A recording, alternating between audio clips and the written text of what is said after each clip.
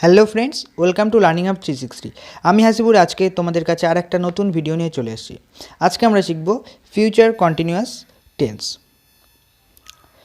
ফার্স্টেই দেখো এখানে একটা সংজ্ঞা লেখা আছে যে ভবিষ্যতে কোনো কাজ চলতে থাকলে বোঝালে এই টেন্স হয়। এর মানে কি আমরা কয়েকটা উদাহরণের মাধ্যমে একটু বোঝার চেষ্টা করব। দেখো উদাহরণ নাম্বার 1, সে তখন দেখতে থাকবে, অর্থাৎ দেখা কাজটা সে করবে ভবিষ্যতে এবং যখন টাইমটা বলেছে যে কাজটা যখন সে করবে তখন অনেকক্ষণ ধরেই সে করবে, অর্থাৎ সে কাজটা করতে থাকবে। এবং আমরা ফার্স্টেই সংজ্ঞা থেকে জেনেছি যে ভবিষ্যতে কোনো কাজ চলতে থাকবে বোঝালে এই টেন্স হয়। সো সে তখন দেখতে থাকবে, বা তার পরের উদাহরণে যেটা লেখা আছে তারা ইংলিশ শিখতে থাকবে, অর্থাৎ তারাও শেখার কাজটা তখন চলতে থাকবে, শেখার কাজটা তখন চলতে থাকবে, তখন এই টেন্সকে বলা হবে ফিউচার কন্টিনিউয়াস টেন্স। তারপর আমরা দেখতে পাচ্ছি এখানে structure of future continuous tense. ফার্স্টে লেখা আছে সাবজেক্টের পরে সবসময় শ্যাল বা উইল বসে এবং তারপর বি ভার্ব বসবে এবং ভার্বের ফার্স্ট ফর্মের সাথে আইএনজি যুক্ত হয়। আমরা প্রত্যেক কন্টিনিউয়াস টেন্সেই দেখেছি প্রেজেন্ট কন্টিনিউয়াস হোক বা পাস্ট কন্টিনিউয়াস হোক তার সাথে আইএনজিটা যুক্ত হবে। এবং যেমন প্রেজেন্ট কন্টিনিউয়াসে ছিল অ্যাম, ইজ, আর, বা পাস্ট কন্টিনিউয়াসে ছিল ওয়াজ বা ওয়ার, এক্ষেত্রে সেরকম ভার্বের উইল শ্যাল বা উইলের পরে বি বসবে। তো আমরা একবার দেখে নেই যে সাবজেক্টের পর সবসময় শ্যাল বা উইল বসবে। দেখো আমরা ফিউচার ইনডেফিনিট টেন্সের ক্ষেত্রে দেখেছি যে ভার্বের পরেও শ্যাল বা উইলটা বসছে, অর্থাৎ ফিউচার টেন্সের ক্ষেত্রে এটা কমন ব্যাপার। সাবজেক্টের পর শ্যাল বা উইল বসে এবং তারপর বি বসবে, তারপর ভার্বের ফার্স্ট ফর্মের সঙ্গে আইএনজি যুক্ত হবে। দুটো স্টার দিয়ে আমরা এখানে দেখতে পাচ্ছি লেখা আছে সাবজেক্ট ফার্স্ট পারসন হলে তারপর শ্যাল বসবে, যেমন আই বা উই এর পর সবসময় শ্যাল বসবে। ব্যতিক্রম জোর দিয়ে কোনো কাজ করা বোঝালে তখন আই বা উই এর পর উইল বসবে। তারপর আবার দুটো স্টার দিয়ে লেখা আছে যে সাবজেক্ট সেকেন্ড পারসন বা থার্ড পারসন হলে সবসময় উইল বসবে। এর মানেটা আমরা আগের ভিডিওতে, অর্থাৎ ফিউচার ইনডেফিনিট টেন্সের ভিডিওতে আমরা ব্যাখ্যা করেছি। আমরা আরেকবার এটা বুঝবো। কি বলছে যে আমরা জানি পার্সন 3 প্রকার, একটা হলো ফার্স্ট পার্সন, একটা সেকেন্ড পার্সন, একটা থার্ড পার্সন, এবং ফার্স্ট পার্সনের মধ্যে যেগুলো পড়ে সেগুলো হলো আই বা উই। তো এখানে ফার্স্টেই দেখো লেখা আছে সাবজেক্ট ফার্স্ট পার্সন হলে তারপর শ্যাল বসবে, অর্থাৎ আই বা উই হলে তারপর সবসময় শ্যাল বসবে। কিন্তু যদি সাবজেক্ট যদি ফার্স্ট পার্সন হয়, অর্থাৎ সেখানে যদি সাবজেক্টের জায়গায় যদি আই বা উই থাকে এবং সাবজেক্ট যদি কোনো কাজ জোর দিয়ে করে, তাহলে সাবজেক্টের পরে সবসময় তখন উইল বসবে। ওকে, আর সাবজেক্ট যদি ফার্স্ট পার্সন বাদে, অর্থাৎ আই বা উই বাদে সেকেন্ড পার্সন বা থার্ড পার্সন হয়, তাহলে সবসময় উইল বসবে। অর্থাৎ যে আমরা স্ট্রাকচারটা পাচ্ছি, মেন স্ট্রাকচার, সেটা হলো সাবজেক্ট তারপরে শ্যাল বা উইল, তারপরে বি ভার্ব, সাবজেক্ট তারপরে শ্যাল বা উইল, তারপরে একটা বি বসবে ওখানে, তারপর ভার্বের ফার্স্ট ফর্ম এবং ভার্বের ফার্স্ট ফর্মের সাথেই আইএনজি, তারপরে বসবে অবজেক্ট। তো চলো আমরা কয়েকটা উদাহরণ দেখব।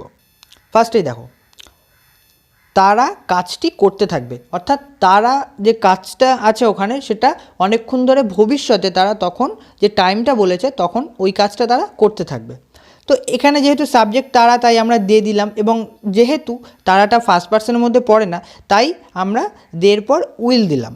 তারপর কি আসবে, তারপর আমরা জানি যে শ্যাল বা উইলের পর একটা বি দিতে হয়, সেই জন্য আমরা এখানে দিলাম বি। তারপরে কি করতে হবে, তারা কাজটি করতে থাকবে, অর্থাৎ করা ভার্বে যে ইংলিশে টার্মটা হবে সেটা হলো ডু, এবং ডু এর ফার্স্ট ফর্ম এবং তার সাথে আইএনজি যদি যুক্ত করা হয় তাহলে সেটা হবে ডুইং। তারপর তারা কি করবে না কাজটি করবে, সেই জন্য দ্য জব, অর্থাৎ তারা কাজটি করতে থাকবে। এরকে ইংলিশে ট্রান্সলেট করলে হবে they will be doing the job.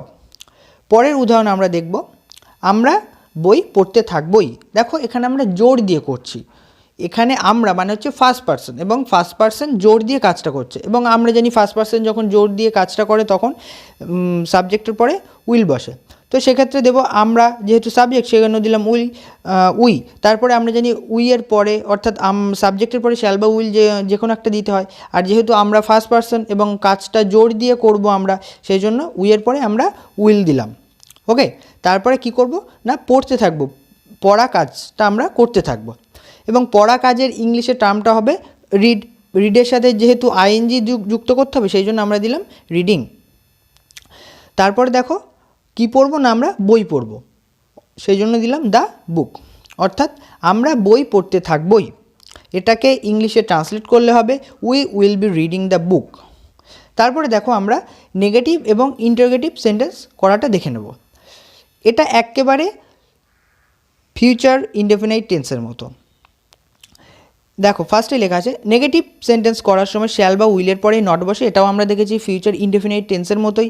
এবং ইন্টারোগেটিভ করার সময় সাবজেক্টের পূর্বে অর্থাৎ সাবজেক্টের আগে শ্যাল বা উইল বসে, এটাও ফিউচার ইনডেফিনাইট টেন্সের মতো। তারপর দেখো আমরা দুটো উদাহরণ দেখব এখানে। ফার্স্টেই দেখো আমাদের সেই প্রিয় দুটো ক্যারেক্টার রাহুল এবং টুম্পা। আমরা জানি না যে রাহুল এবং টুম্পা নামে কেউ কি আমাদের ভিডিওটা দেখে কিনা, বাট তোমরা যদি রাহুল এবং টুম্পা নামের কেউ এখানে থেকে থাকো তাহলে অবশ্যই কমেন্টে জানিও। ওকে, তো দেখো শুরু করা যাক। Rahul will be thinking about Tumpa. রাহুলের যা কাজ টুম্পার সম্পর্কে সারাক্ষণই ভাবা, তো সেটাই বলছে এখানে Rahul will be thinking about Tumpa. Rahul টুম্পার সম্পর্কে তখন ভাবতে থাকবে। তো এটাকে যদি আমরা নেগেটিভ করি, এবং নেগেটিভ করার সময় আমরা জানি শ্যাল বা উইলের পরে নটটা পুট করলে সেটাকে নেগেটিভ করা হয়ে যায়। তো সেই জন্য রাহুল উইল নট, অর্থাৎ উইলের পরে আমরা নটটা পুট করলাম, তারপর Rahul will not be thinking about Tumpa. Okay, তাহলে এটাকে নেগেটিভ করা হলো। তারপরে আমরা যদি এটাকে ইন্টারোগেটিভ করি, তাহলে আমরা জানি ইন্টারোগেটিভ করার সময় সাবজেক্টের আগে অর্থাৎ সাবজেক্টের পূর্বে শ্যাল বা উইল পুট করতে হবে। এবং যেহেতু সাবজেক্ট এখানে রাহুল আছে, তাই রাহুলের আগেই আমরা উইলটা পুট করে দিলাম। পুট করার জন্যই এটাকে ইন্টারোগেটিভ করা হয়ে গেল। এবং মেন যে সেন্টেন্সটা চলে আসছে এখানে হলো will Rahul be thinking about Tumpa. তারপরে যে উদাহরণটা আছে আমরা দেখতে পাচ্ছি some people will be visiting school. এটাকে যদি আমরা নেগেটিভ করি তাহলে চলে আসে some people will not be visiting school, অর্থাৎ উইলের পরে আমরা নটটা পুট করে এটাকে নেগেটিভ করে দিলাম। তারপরে আসছে will some people B visiting school, অর্থাৎ সাম পিপল যেটা সাবজেক্ট ছিল সেটার আগে আমরা উইলটা পুট করলাম, পুট করে এটাকে আমরা ইন্টারোগেটিভ সেন্টেন্স করে দিলাম। তারপরে দেখো আমাদের হোমওয়ার্কটা আমরা দেখে নেব। ফার্স্টে দেখো হোমওয়ার্ক 1, আমি রাতে ঘুমোতে থাকবো। নাম্বার 2 হলো রাতে কুকুরটি ডাকতে থাকবে। নাম্বার 3 হলো পরের বছর পৃথিবী ভালোভাবে চলতে থাকবে। এখন জানি আমরা কোভিড-19 সময় পৃথিবীর অবস্থা খুবই খারাপ, তো সেই জন্য আমরা একটা আশার আলো দেখতে পাচ্ছি যে পরের বছর পৃথিবীটা ভালোভাবে চলতে থাকবে। তো এটাকে তোমাদের কী করতে হবে, এটাকে টার্ন ইনটু ইংলিশ করতে হবে, অর্থাৎ ইংলিশে ট্রান্সলেট করতে হবে এবং তারপর সেটাকে নেগেটিভ এবং ইন্টারোগেটিভ করতে হবে। তো আজকের ভিডিও এই অবধি। ভিডিওটা যদি ভালো লেগে থাকে তাহলে অবশ্যই লাইক, সাবস্ক্রাইব এবং কমেন্ট করো এবং তোমার ফ্রেন্ডদের সাথে শেয়ার করো। টাটা, ভালো থেকো সবাই।